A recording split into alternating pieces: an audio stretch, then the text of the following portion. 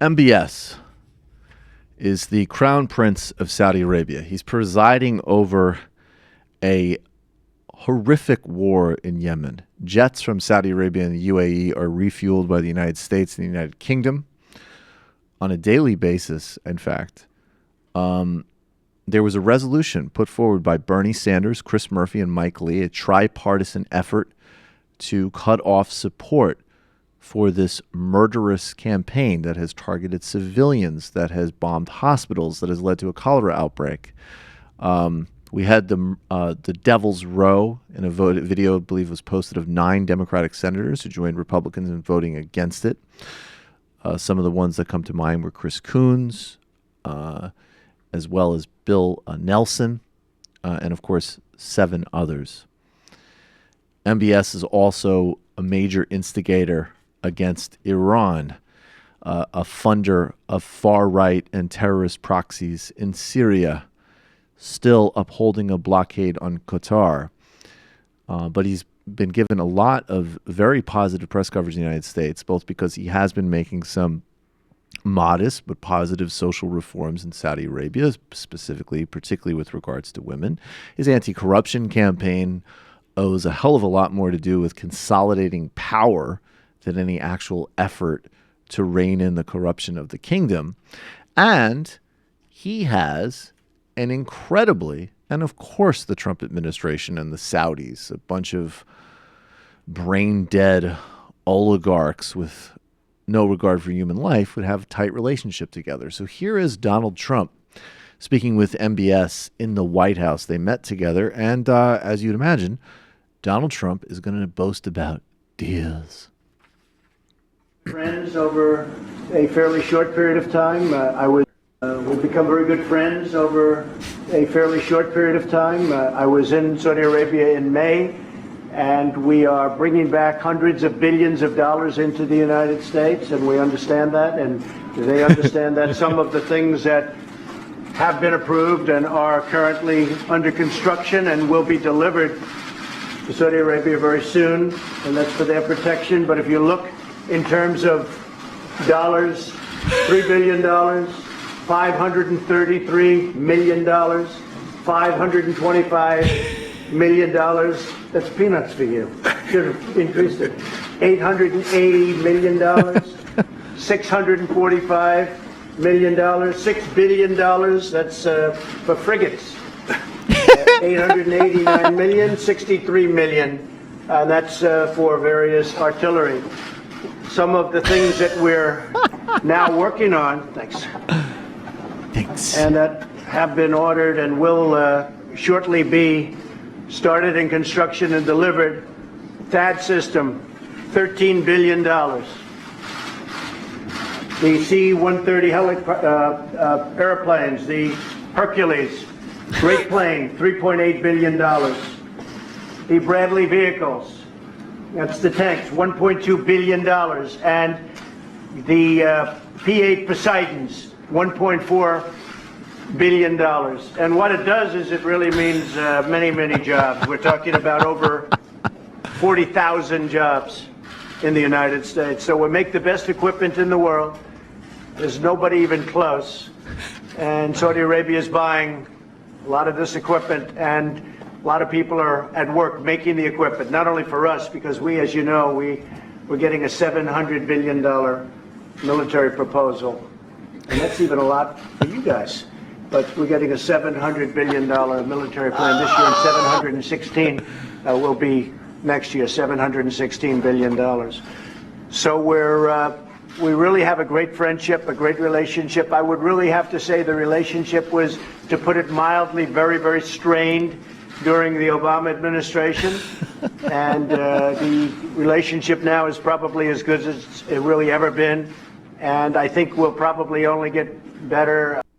So that's actually true. It was strained during the Obama administration. Why? Because President Obama and John Kerry pursued the Iran deal, which was one of the biggest foreign policy successes and a major contribution to the world in decades.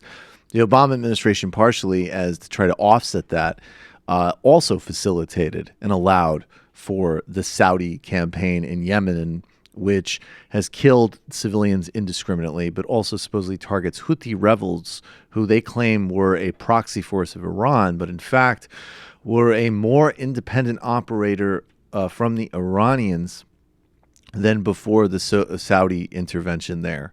There's a much broader history here. This is another actually great example of Trump actually really fitting a history. U.S. foreign policy. We're the biggest arms seller on the planet. We make an enormous amount of money selling munitions overseas, including, of course, the governments like Saudi Arabia, who use them to harm many.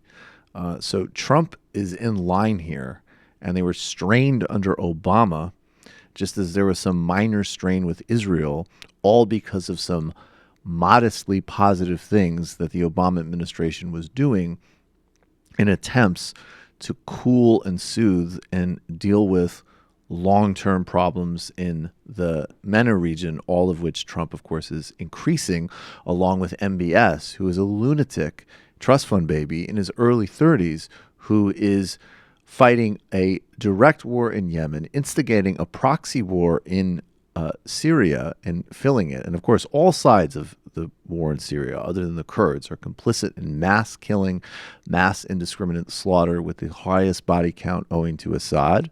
That doesn't obscure that, but there's no doubt that the far-right Salafist factions backed by Saudi Arabia are also far-right, indiscriminate killers and murderers with a reactionary agenda, to say the least. MBS has also promised that he'll build a nuclear weapon if Iran does so, even though there's no indication now that Iran would be doing it, because according to all independent analysis by organizations like the IAEA, the Iran deal is working. But the basic premise there of sitting around with a Saudi prince and bragging about how many weapons you're selling him is very U.S. and harkens back to George W. Bush walking around holding hands with King Abdullah. What might be slightly different is that MBS has apparently personally boasted that Jared Kushner is in his pocket. I would imagine it's incredibly easy to get Jared Kushner in your pocket. It's working, and it's very exciting. That was MBS. MBS has the same voice as Jared Kushner. It's like, the Saudis tried to get me in their pocket, and it's working, and it's very exciting. I'm going to just quote briefly from The Intercept, Alex Emmons, Ryan Grimm, and Clayton Swisher. Until he was stripped of his top-tier security clearance in February, presidential advisor Jared Kushner was well known around the White House as one of the most voracious readers of the president's daily brief, a highly classified rundown of the latest intelligence intended only for the president and his closest advisors. Kushner, who's been tasked with bringing about a deal between Israel and Palestine, was particularly engaged by information about the Middle East, according to a former White House official and former U.S. intelligence professional. In June, Saudi Prince Mohammed bin Salman ousted his cousin, then Crown Prince Mohammed bin Nayef, and took his place as next in line in the throne, upending the established line of succession. In the months that followed, the president's daily brief contained information on Saudi Arabia's evolving political situation, including a handful of names of royal family members opposed to the Crown Prince's power grab. Kushner made a trip to Riyadh in October. And of course, it can't be exactly, sort of established what he told MBS in that meeting, but apparently the Crown Prince has told confidants, and I'm quoting now again, that Kushner discussed the names of Saudis disloyal to the Crown Prince, according to 3 sources who have been contacted with members of the Saudi and Emirati royal families since the crackdown. And one of the people MBS told about the discussion with Kushner was UAE Crown Prince Mohammed bin Zayed. MBS bragged to the Emirati Crown Prince and others that Kushner was, quote unquote, in his pocket. That information could very well have overlapped with mass arrests, and it also could lead to deaths. So these are the sort of people that we have in MBS's pocket.